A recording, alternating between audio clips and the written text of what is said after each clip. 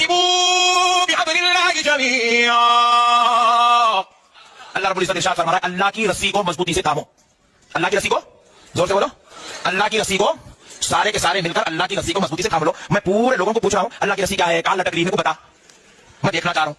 اور ابھی تو رکو, کلائمیکس ابھی باقی ہے. خدا کی قسم کوئی بھی نہیں بتا سکتا. یہ ہے, سارے لوگوں کو بتا, ان کا ایک الگ ہے نظریہ, مگر خدا کی قسم اس کے تو کئی تشریحات صوفیہ بزرگ اولیاء اللہ نے کی ہے, مگر اس گناہگار کی جو عقل و فہم میں جو بات آتی ہے وہ پیش کرتا ہوں. اللہ کی رسی کیا ہے؟ دیکھو آپ, جس کو مضبوطی سے تھامنا ہے. میرا ہاتھ میرے پیر کے ہاتھ میں ہے, میرا ہاتھ پیر کے ہاتھ میں ہے, اور پیر کا ہاتھ ان کے پیر کے ہاتھ میں ہے, اور ان کا ہاتھ ان کے پیر کے ہاتھ میں ہے, ان کا ہاتھ ان کے پیر کے ہاتھ میں. یہ رسی بنتی دیکھو آپ, ایک ایک گھٹی بنتی نہیں, یہ بنتے جائیے گا. پھر ان کا ہاتھ ان کے پیر کے ہاتھ میں, ان کا ہاتھ ان کے پیر کے ہاتھ میں. سارے پیروں کا ہاتھ پیرانے پیر کے ہاتھ میں ہے, اور پیرانے پیر کا ہاتھ جنید